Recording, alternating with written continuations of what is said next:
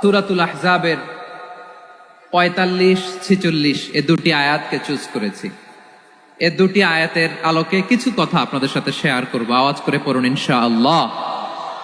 যেখানে আল্লাহ তাআলা বিশ্বনবীর ৫টি বৈশিষ্ট্যের কথা বলেছেন। কয়টি? সবাই বলুন আওয়াজ করে, কয়টি? ৫টি বৈশিষ্ট্যের কথা আল্লাহ তাআলা এই আয়াত দুটিতে উল্লেখ করেছেন।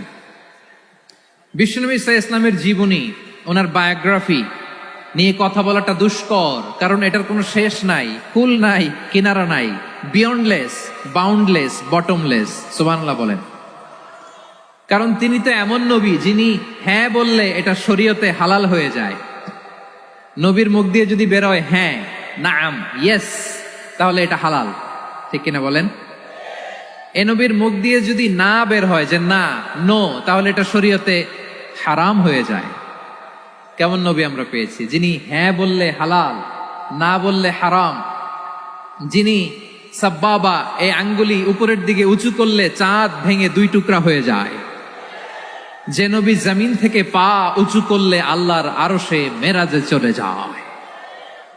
এমন নবীর উম্মত আমরা হয়েছি। যে নবীকে বাদ দিলে কোরআন বোঝা যায় না, কারণ এ নবীর উপরই কোরআন নাজিল করেছে কে?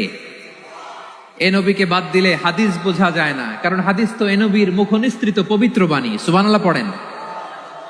এ নবীকে বাদ দিলে জান্নাত চিনা যায় না,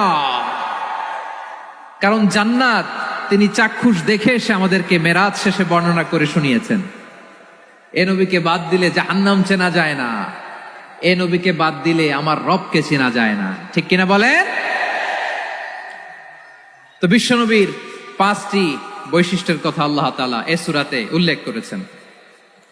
আল্লাহ রাসূল সাল্লাল্লাহু আলাইহি ওয়াসাল্লাম যখন মক্কাতে দাওয়াত দিচ্ছিলেন,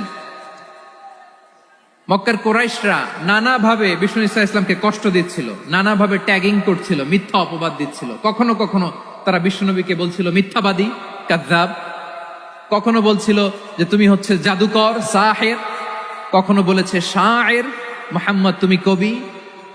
কখনো বলেছে কাহেন, মুহাম্মদ তুমি গণক।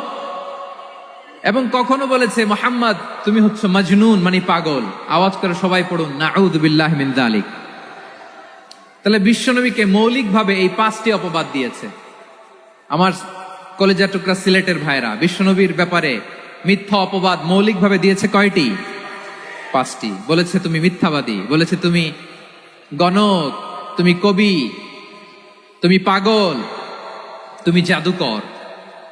বিশ্বনবীকে যে এই 5টি অপবাদ দেয়া হলো, আল্লাহ তাআলা এটা সহ্য করেন।